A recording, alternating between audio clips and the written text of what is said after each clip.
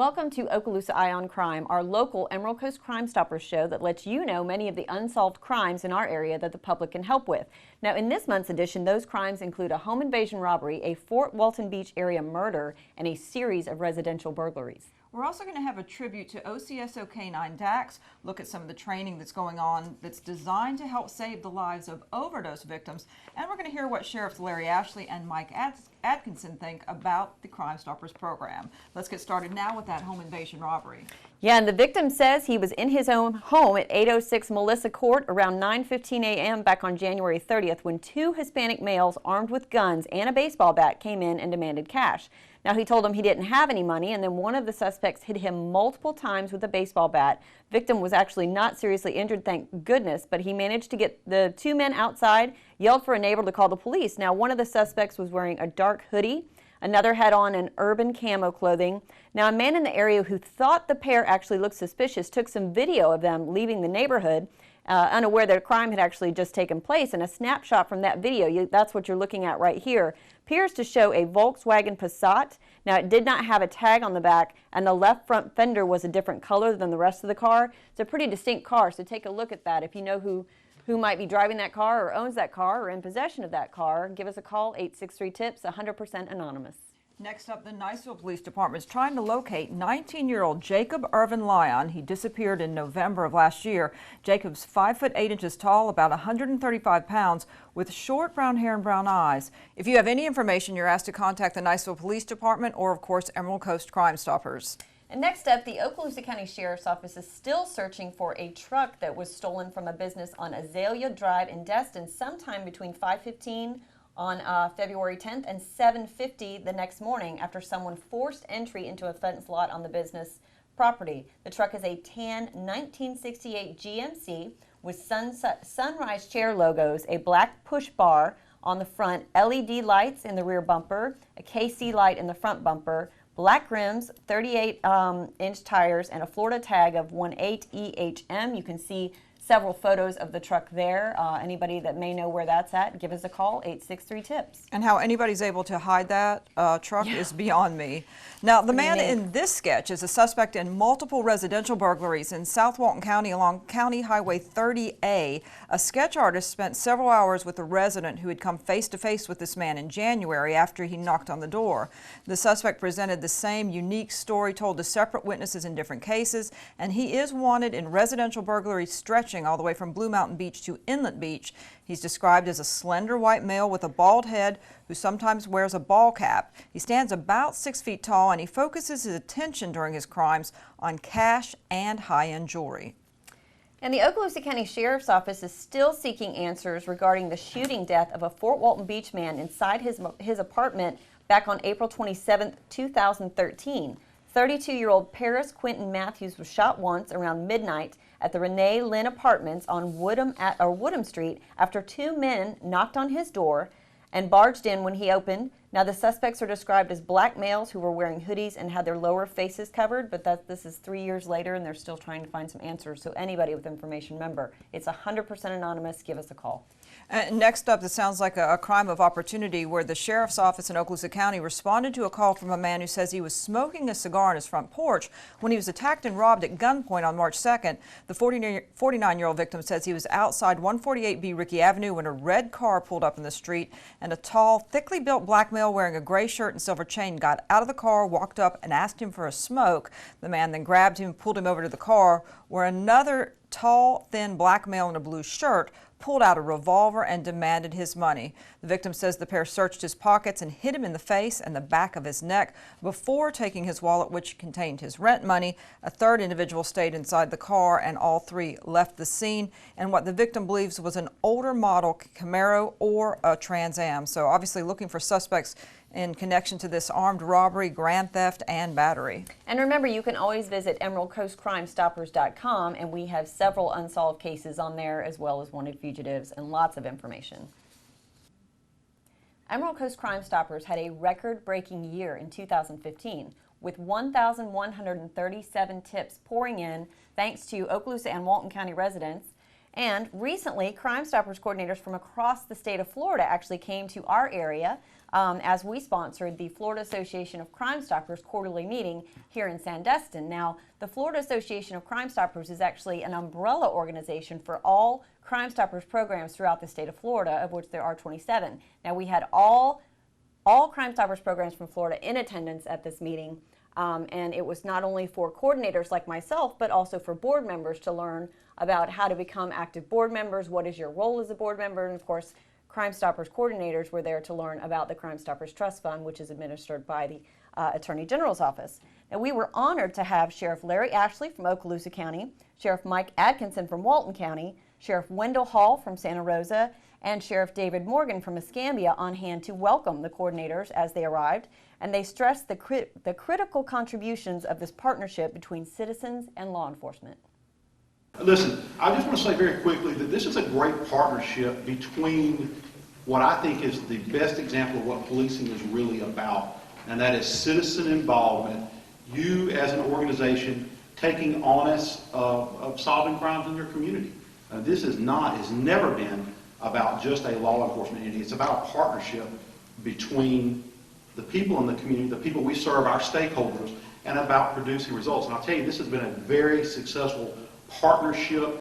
You have a purpose, the same as we have a purpose. And as citizens that help in this thing that we call law enforcement, you are on that thin blue line as well. And on one side represents law and order, the other side represents anarchy and chaos, and you have decided what side you want it to be on. And we need your partnership. Now, many of our tips that come in reveal the whereabouts of wanted suspects still on the run. And we've got our first rundown on some of those fugitives, and this is as of today's taping date of March 11th, 2016. First up, Austin Guice.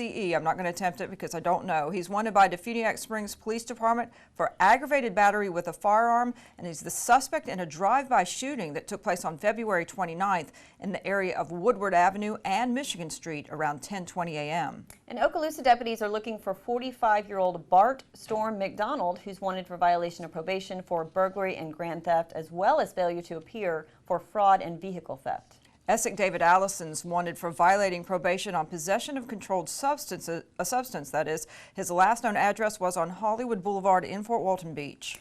And 22-year-old Thomas Dwayne Callahan Jr. is wanted for failure to appear on multiple counts of insufficient funds.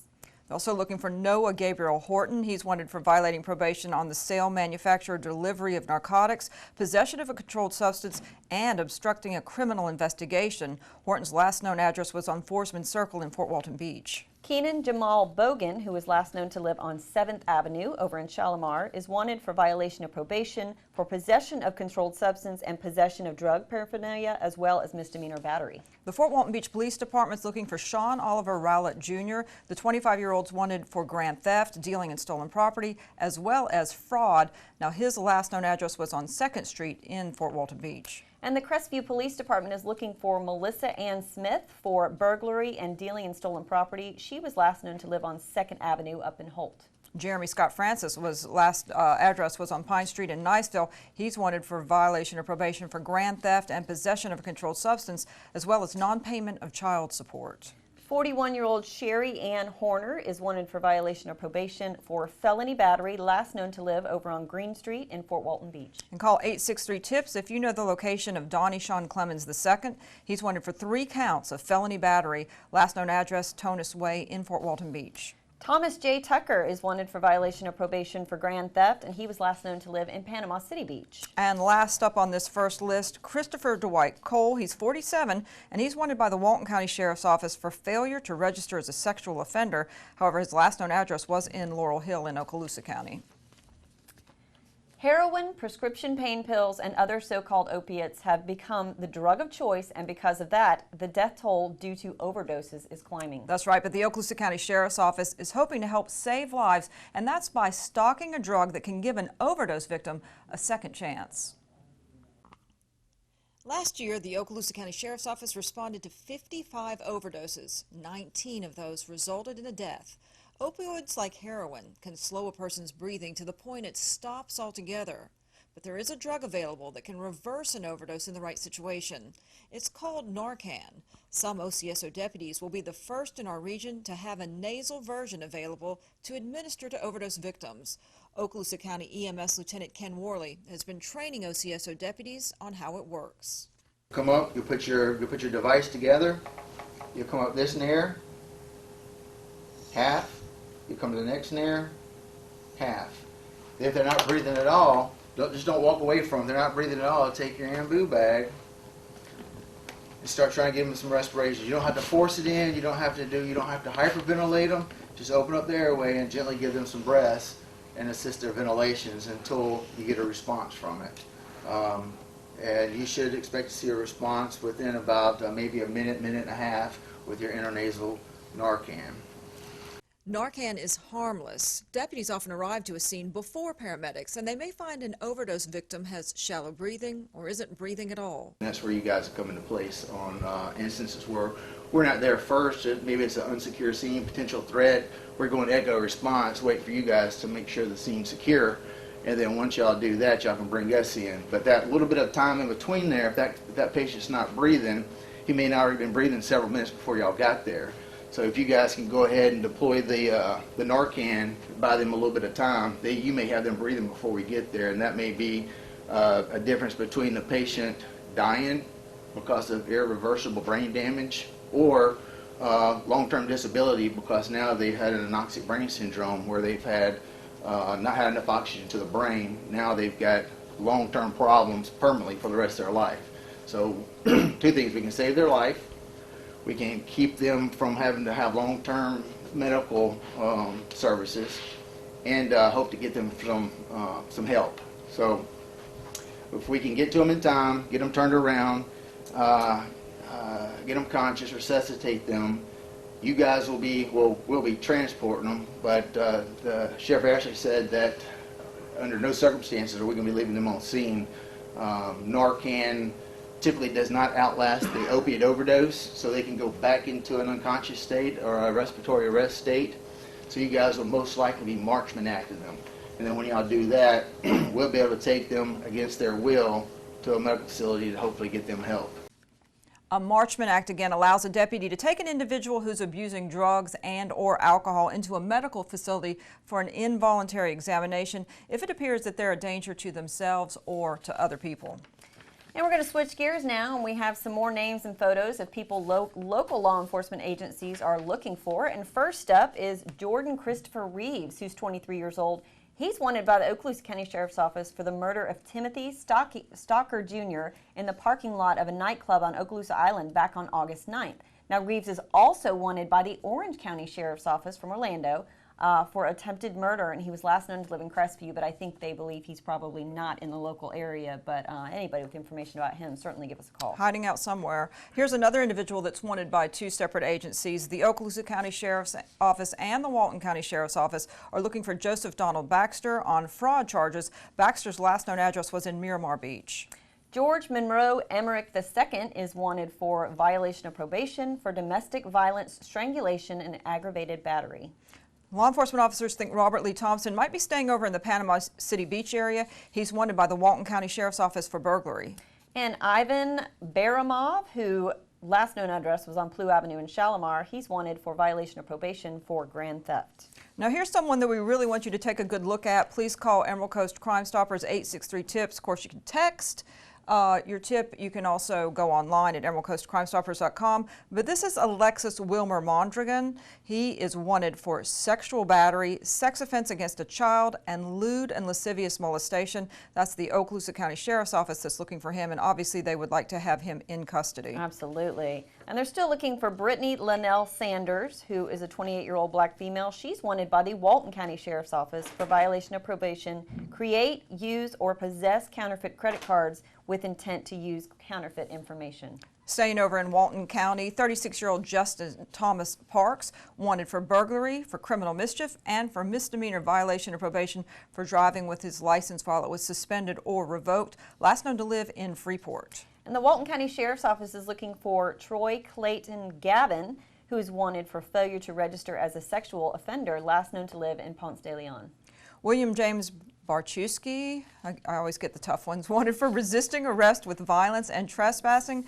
Barczewski, last known to live on Rainbow Drive in Fort Walton Beach. And call 863-TIPS if you know where 30-year-old Robert Lee Hutton is. He's wanted for violation of probation for battery on a law enforcement officer, last known to live in Freeport. Okay, now you get Robert Lee Hutton and Troy Clayton Gavin. I get Barczewski and Michael Scotty Laravidi, 33-year-old wanted by the Okaloosa Sheriff's Office for violating probation for possession of a controlled substance, possession of marijuana, and possession of drug paraphernalia. Laravidi, last known to live on Miracle Strip Parkway in Fort Walton Beach. Joshua James Pickard, who's wanted by the Walton County Sheriff's Office for violation of probation for possession with intent to sell, manufacture, or deliver a controlled substance, possession of marijuana, and possession of drug paraphernalia, last known to live up in Defuniak Springs. And Emerald Coast Crime Stoppers wants to hear from you if you have any idea of the location of Audrey Shea Pendarvis, wanted for violating probation for DUI, as well as failure to appear on bail. And we're closing out this segment with some good news, and that is that Larry Neal Brown II has been located since our last show. We can take him off the list. That's right. The Okaloosa County Sheriff's Office has added a certified drug recognition expert, or DRE, to its workforce, a deputy trained to recognize impairment in drivers under the influence of drugs other than or in addition to alcohol. That's right. Deputy Jose Pereira underwent an intensive series of training to gain what's called the DRE designation.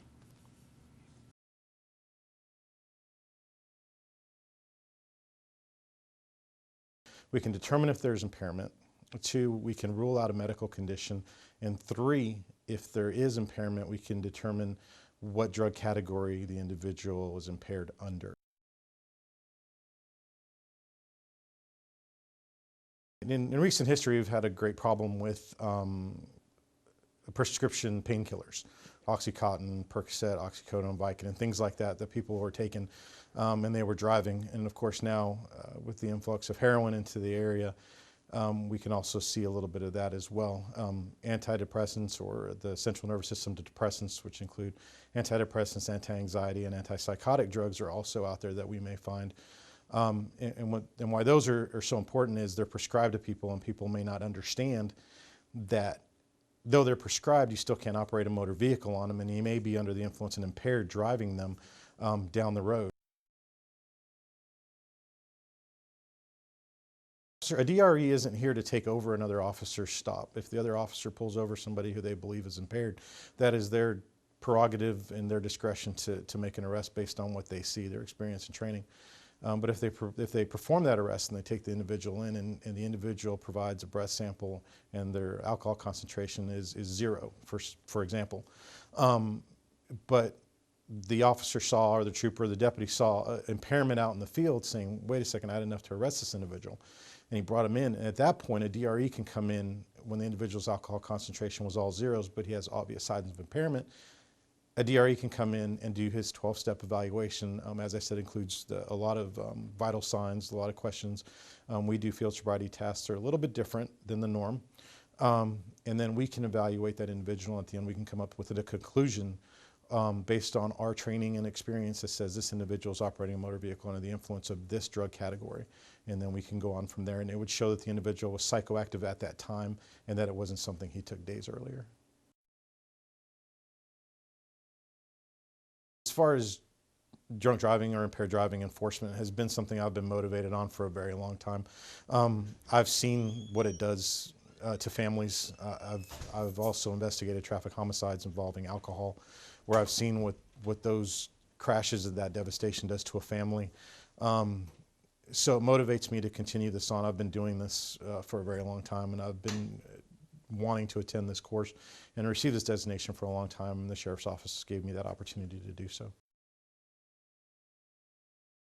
The drug recognition expert, or a DRE, will carry a kit somewhat like this, which includes things like the drug identification Bible, so we can look up things or drugs that we can find or things like that. It also includes the matrix, which tells us the drug categories and reminds us what the symptoms are and the things that we'll be looking for, as well as that. It includes a stethoscope and a sphygmomanometer, or a blood pressure cuff, because during the evaluations we're actually going to take blood pressures of the individuals that we're doing the evaluations on, as well as check their pulse 3 times. We also have a pupilometer. I have 2 of them that they issue to us when you go through the course, and it tells us the size of their pupils or gives us something to compare to when we're checking their pupils in room light, in reduced light, and in dark light, or in complete darkness. So it gives us a range to go by on these things in millimeters. And then we carry a lighted magnifying glass, and what we're using that for during the evaluations, we're looking at their arms, their hands or fingers, things like that, where anybody would inject or intravenous drug user would inject. So we're looking for track marks or pinholes and things like that, and we use that for that as well. And then, of course, we also check their temperature. And we have thermometers that we can reuse, which have a cover over them, so we can keep everybody nice and sterile. But we use that to check their temperature as well, because there's a range that we're looking for.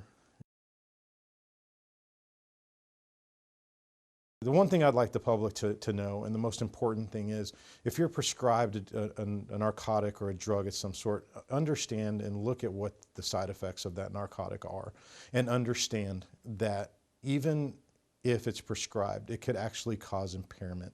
So do not operate motor vehicles and things like that until you're aware of what that drug actually does to you.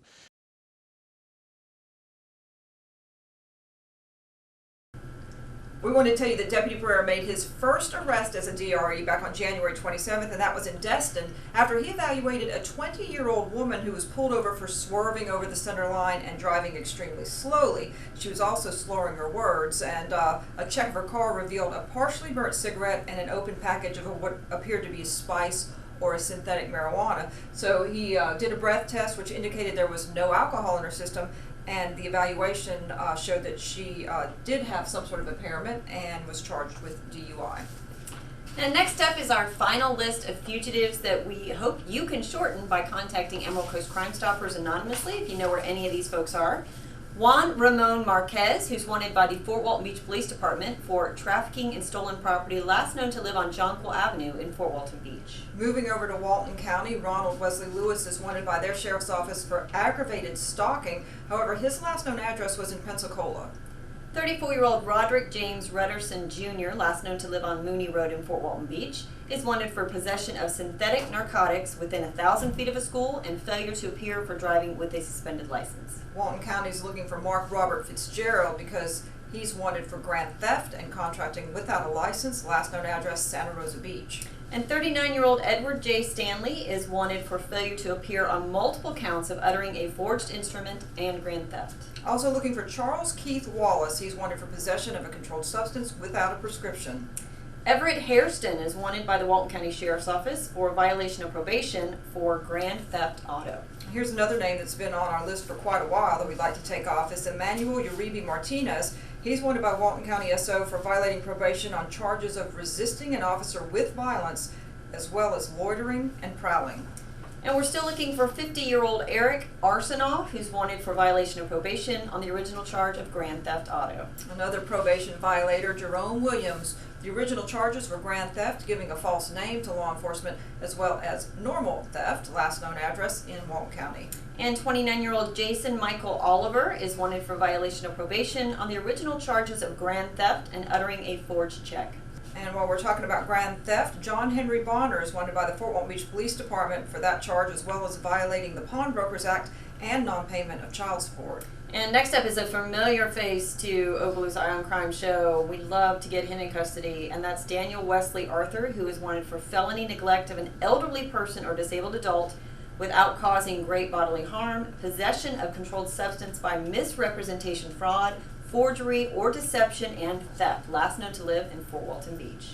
This person was last known to live in Shalimar. Samuel Edward Thomas III. He's wanted for violating probation on charges of providing false information to a pawnbroker, as well as false imprisonment and grand theft. And last but certainly not least is Londell J. Knox, who is wanted by the Walton County Sheriff's Office for aggravated battery. Each and every year, Emerald Coast Crime Stoppers holds its annual Crawfish Boil fundraiser, and this year, again, we will be at Uptown Station April 23rd. It's a Saturday. And this year, also, we're doing something a little different. We're adding a 5K mud bug run walk, which will actually benefit the Okaloosa County Sheriff's Office Explorers. So make sure you visit our website, emeraldcoastcrimestoppers.com. I know they have early registration for the race through April 20th, so you can register. Everything's available at the Northwest Florida State Track Club is helping us with the event, and it's going to be nice and bigger this year. But the run will start at 8. The Crawfish Bowl will actually start at 11. But again, visit the website for all the information. Anybody who's ever been to one of these events knows it's a great time. Not just crawfish, we have shrimp as well, and this is how we earn the money to for a 501c3. A lot of people don't realize that Crime Stoppers is actually not funded with taxpayer dollars. It's actually a 501c3 volunteer-run organization. And this is one of the big, if not the big fundraiser for Crime Stoppers. And that's the one we do a year. Every year, though, it just seems to get more and more people bigger coming and out for bigger. it. They like something about it, especially I think it might be that food's got a big part to do with it. It's great. Now finally tonight, we all know there's a special bond between people and dogs, and those ties are incredibly strong between a police canine and his handler. Now, after many years of incredible service, award-winning OCSO Canine Dax was badly injured in the line of duty on December 21st of last year when he fell 30 feet while searching for a burglary suspect in Destin. Now, amazingly, he did survive the fall, and he did seem to be on the track to recovery. That's right, everybody had high hopes, but his handler, Deputy Tim Patterson, and Tim's family learned recently that their beloved canine had an aggressive form of bone cancer. So on March 1st, Canine Dax crossed the Rainbow Bridge to join his brother, Canine Flash. He served this agency and the community with courage and dedication, and suffice to say, he was much beloved by our staff and by his handler and his family, and we are never going to forget this exceptional canine. We want to say rest in peace, Dax. You were missed, and we want to thank all those people who worked so hard to care for him while he was recovering.